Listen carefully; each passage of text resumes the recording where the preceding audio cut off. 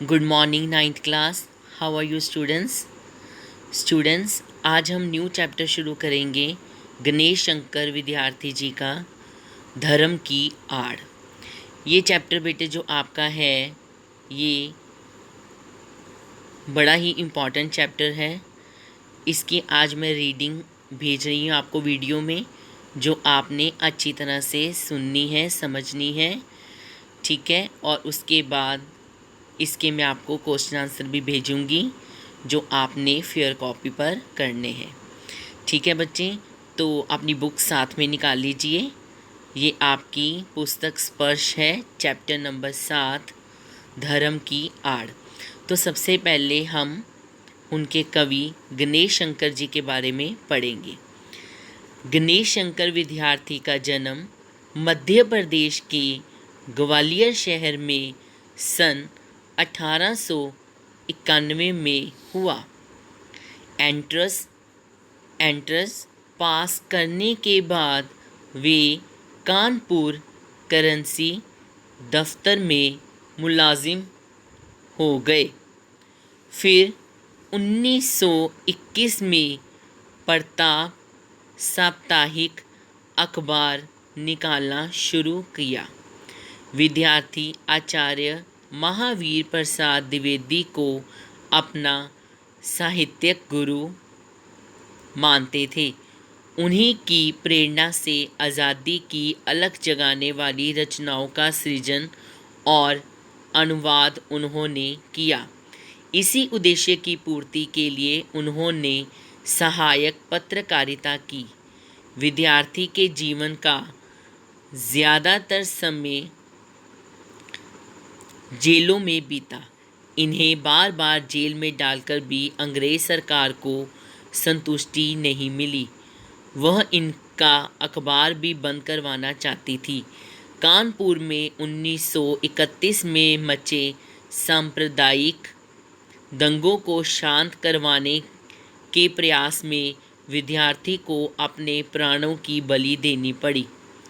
इनकी मृत्यु पर महात्मा गांधी जी ने कहा था, काश ऐसी मौत मुझे मिली होती। विद्यार्थी अपने जीवन में भी और लेखन में भी गरीबों, किसानों, मजलूमों, मजदूरों आदि के प्रति सच्ची हमदर्दी का इजहार करते थे। देश की आज़ादी की मुहिम में आड़े आने वाली किसी भी कृत्य या परंपरा को वह आड़े हाथों लेते थे। देश की आज़ादी उनकी नज़र में सबसे महत्वपूर्ण थी। आपसी भाईचारे को नष्ट भ्रष्ट करने वालों की वे जमकर खबर लेते थे। उनकी भाषा सरल, सहज, लेकिन बेहद मारक और सीधा प्रहार करने वाली होती थी। प्रस्तुत पाठ धर्म की आड़ में विद्यार्थी जी ने उन लोगों के इरादों और कुटिल चालों को बेनकाब किया है जो धर्म की आड़ लेकर जन सामान्य को आपस में लड़ाकर अपना स्वार्थ सिद्ध करने की फिराक में रहते हैं। धर्म की आड़ में अपना स्वार्थ सिद्ध करने वाले हमारे ही देश में हों, ऐसा नहीं है। विद्यार्थी अपने इस पाठ में दूर देशों में भी धर्म की आड़ में कैसे कैसे कुकर्म हुए हैं, कैसी कैसी अनीतियाँ हुई हैं, कौन कौन लोग, वर्ग और समाज उनके शिकार हुए हैं, इसका खुलासा करते चलते हैं। तो बेटे इस पाठ में हम देखेंगे कि कुछ लोग धर्म की आड़ पर, धर्म के नाम पर किसानों को, मज़दूरों को, गरीबों को उन पर जुल्म करते हैं, उनको मारते हैं, नीचे गिराते हैं और धर्म के नाम पर अपना उल्लू सीधा करते हैं। तो ऐसे ही हम लोगों के बारे में इस चैप्टर में पढ़ेंगे। तो चैप्टर शुरू करते हैं। रीडिंग साथ साथ बेटे आपने भी करनी है। इस समय देश में धर्म की धूम है, उत्पात किए जाते हैं तो धर्म और ईमान के नाम पर और ज़िद की जाती है। तो धर्म और ईमान के नाम पर रमुआ, पासी और बुद्ध मियाँ धर्म और ईमान को जाने या ना जाने, परंतु उनके नाम पर उबल पड़ते हैं और जान लेने देने के लिए तैयार हो जाते हैं। देश के सभी शहरों का ही यही हाल है। उबल पड़ने वाले साधारण आदमी का इसमें केवल इतना ही दोष है कि वह कुछ भी नहीं समझता बूझता और दूसरे लोग उसे जिधर जोत देते हैं उधर जुत जाता है।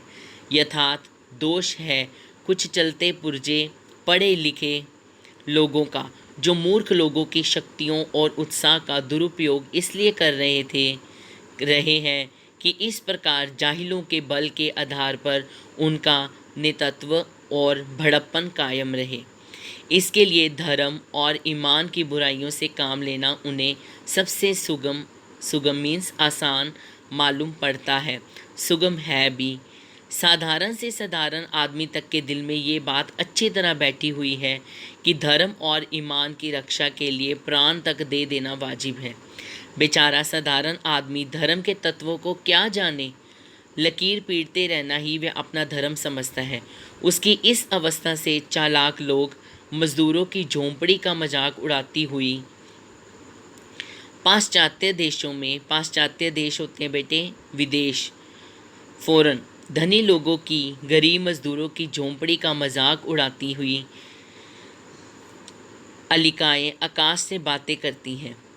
गरीबों की कमाई से वे मोटे पड़ते हैं और उसी के बल से वे सदा इस बात का प्रयत्न करते हैं कि गरीब सदा चूसे जाते रहें। ये भयंकर अवस्था है। इसी के कारण साम्यवाद, बोल्शेविज़्म आदि का जन्म हुआ। ठीक है बेटे, धर्म के नाम पर इतना कुछ हो गया। लोग धर्म के नाम पर सही बात को भी गलत साबित कर देते हैं। अगर वो इस धर्म का है तो चाहे वो गलत भी क्यों ना हो, लोग उसको प्रोत्साहन देते हैं, उसको बताते हैं कि तुम्हें ये काम करना चाहिए। वो धर्म के नाम पर लोगों से गलत काम भी करवाने पर पीछे नहीं हटते। हमारे देश में इस समय धनपतियों का इतना जोर नहीं है। यहाँ धर्म के नाम पर कुछ इने गिने आदमी अपने हीन स्वार्थों की सिद्धि के लिए करोड़ों आदमियों की शक्तियों का दुरुपयोग किया करते हैं। गरीबों का धनाढ्यों द्वारा चूसा जाना, धनाढ्य होता है बेटे अमीर, चूसा जाना इतना बुरा नहीं है जितना बुरा यह है कि वहाँ की है धन की मार, यहाँ है बुद्धि पर मार। वहाँ धन दिखाकर करोड़ों को वश में किया जाता है और फिर मन माना धन पैदा करने के लिए जोत दिया जाता है। यहाँ है बुद्धि पर पर्दा डालकर पहले ईश्वर और आत्मा का स्थान अपने लिए लेना और फिर धर्म, ईमान, ईश्वर और आत्मा के नाम पर अपनी स्वार्थ सिद्धि के लिए लोगों को लड़ाना बिड़ाना। मूर्ख बेचारे धर्म की दुहाइयाँ देते और दीन दीन चलाते हैं, अपने प्राणों की बाजियाँ खेलते और थोड़े से अनियंत्रित और धूर्त होता है बेटे मूर्ख आदमियों का आसन ऊंचा करते हुए उनका बल बढ़ाते हैं। धर्म और ईमान के नाम पर किए जाने वाले इस भीषण व्यापार को रोकने के लिए साहस और दृढ़ता के साथ उद्योग होना चाहिए। जब तक ऐसा नहीं होगा तब तक भारतवर्ष में नित्य प्रति बढ़ते जाने वाले झगड़े कम नहीं होंगे। धर्म की उपासना के मार्ग में कोई भी रुकावट ना हो। जिसका मन जिस प्रकार चाहे उसी प्रकार धर्म की भावना को अपने मन में जगावे। धर्म और ईमान मन का सौदा हो, ईश्वर और आत्मा के बीच का संबंध हो, आत्मा को शुद्ध करने और ऊंचे उठाने का साधन हो। वह किस दिशा में भी किसी दूसरे व्यक्ति की स्वाधीनता को छीनने या कुचलने का साधन ना बने। आपका मन चाहे उस तरह का धर्म आप माने और दूसरों का मन चाहे उस प्रकार का धर्म वह माने। यदि किसी धर्म के मानने वाले कहीं जबरदस्ती टांग अड़ाते हों तो उनका इस प्रकार का कार्य देश के स्वाधीनता के विरुद्ध समझा जाएगा। देश की स्वाधीनता के लिए जो उद्योग किया जा रहा था उसका वह दिन निसंदेह अत्यंत बुरा था। जिस दिन स्वाधीनता के क्षेत्र में खिलाफत, मुल्ला मौलवियों और धर्माचार्यों का स्थान दिया जाना आवश्यक समझा गया, एक प्रकार से उस दिन हमें स्वाधीनता के क्षेत्र में एक कदम पीछे हटकर रखा था। अपने उसी पाप का फल आज हमें भोगना पड़ रहा है। देश को स्वाधीनता के संग्राम में मौलाना अब्दुल बारी और शंकराचार्य को देश के सामने दूसरे रूप में पेश किया, उन्हें अधिक शक्तिशाली बना दिया और हमारे इस काम का फल यह हुआ कि इस समय हमारे हाथों ही से बढ़ाई इनकी और इनसे लोगों की शक्तियाँ हमारी जड़ उखाड़ने, देश में मजबही पागलपन, प्रपंच और उत्पात का राज्य स्थापित कर रही है। महात्मा गांधी धर्म को सर्वत्र स्थान देते हैं। वे एक पग भी धर्म के बिना चलने के लिए तैयार नहीं, परंतु उनकी बात से ले उड़ने के पहले प्रत्येक आदमी का कर्तव्य यह है कि वह भली भांति समझ ले कि महात्मा जी ने धर्म का स्वरूप क्या है बताया था। धर्म से महात्मा जी का मतलब धर्म ऊंचे और उदार तत्वों का ही हुआ करता है। उनके मानने में किसे इतराज़ हो सकता है? अजान देने, शंख बजाने, नाक दाबने और नमाज पढ़ने का नाम धर्म नहीं है। शुद्ध आचरण और सदाचार ही धर्म के स्पष्ट चिन्ह हैं। कहने का तात्पर्य यह है कि बच्चे, इस पाठ में हमने पढ़ा है कि लोग धर्म के नाम पर दूसरे लोगों को लड़ाते हैं, बिड़ाते हैं, अपने धर्म को इम्पोर्टेंस देते हैं, दूसरे के धर्म की निंदा करते हैं। अब चाहे आप अज़ान देना होता है बेटे, जब सुबह सुबह मुसलमान लोग देते हैं, जब वो मस्जिद में नमाज़ पढ़ते हैं, शंख बजता है मंदिरों में, ठीक है। और इस प्रकार नमाज पढ़ने का अर्थ धर्म नहीं है।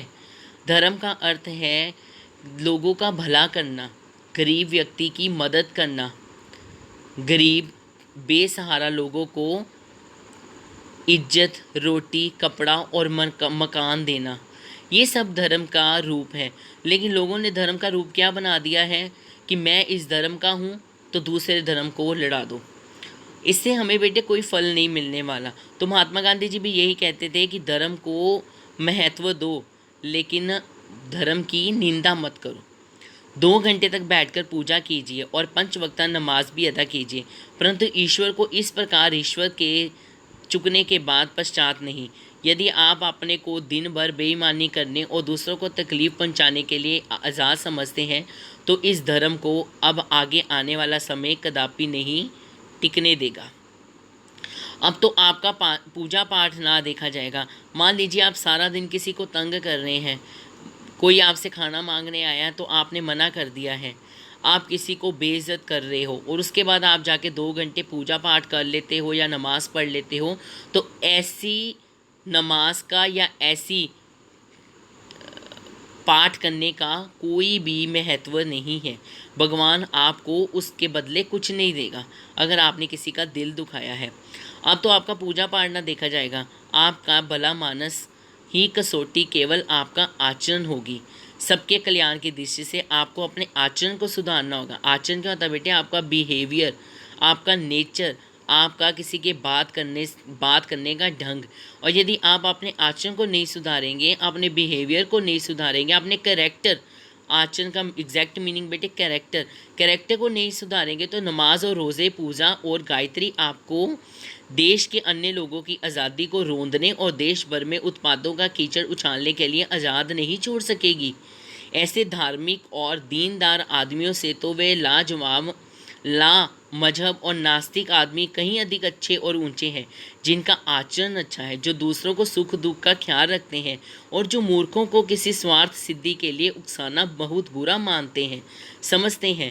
ईश्वर इन नास्तिकों को मजहब लोगों को अधिक प्यार करेगा और वे अपने पवित्र नाम पर अपवित्र काम करने वालों से यही कहना पसंद करेगा, मुझे मानो या ना मानो, तुम्हारे मानने से ही मेरा ईश्वर तब कायम नहीं रहेगा।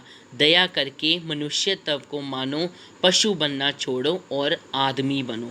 ठीक है बेटे, तो ये आज आपका पाठ था, पाठ नंबर 7, स्पष्ट पुस्तक से धर्म की आड़। तो धर्म की आड़ पर क्या क्या होता है, उसके बाद बेटे आपके ये प्रश्न अभ्यास हैं। ठीक है, ये आपके क्वेश्चन आंसर दिए हुए हैं। ये क्वेश्चन आंसर आपको मैं रिटन फॉर्म में भेज रही हूँ। ठीक है, आप इसका स्क्रीनशॉट ले लेना जिनके पास बुक्स अवेलेबल नहीं है, और बाकी से आप फेयर कॉपी पर करेंगे। और बेटे सारा वीडियो ज़रूर देखना ताकि आपको चैप्टर समझ में आ जाए। जो चैप्टर में प्रॉब्लम होगी बेटे आप वॉइस मैसेज करके मुझसे पूछ सकते हो, कोई भी प्रॉब्लम। ठीक है, और इस चैप्टर में हमने बेटे अच्छी तरह पढ़ा कि धर्म क्या है और हमें धर्म को किस प्रकार प्रयोग में लाना है। अगर हम धर्म की निंदा करेंगे तो भी गलत है, लेकिन अपने धर्म के नाम पर दूसरों पर अत्याचार करेंगे तो भी गलत है। धर्म का सही अर्थ है, अगर आपका आचरण अच्छा है, आप भले मानस हो, दूसरों की मदद करते हो, तो आप एक अच्छे नागरिक हो। ठीक है बेटे, धन्यवाद।